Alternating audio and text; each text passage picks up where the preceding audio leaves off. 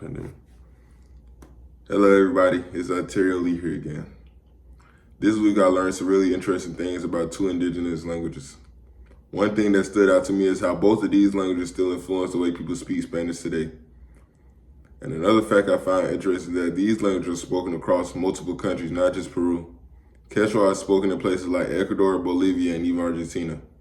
And Aymara is spoken in Bolivia, Chile, and Peru. That just shows how wide the history really is.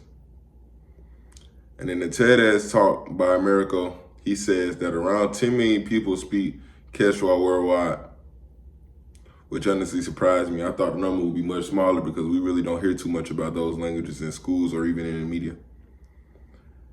And then I feel like the pandemic actually did help because schools had to move meetings and class online, because of the pandemic, obviously, and more content was created in indigenous languages, including videos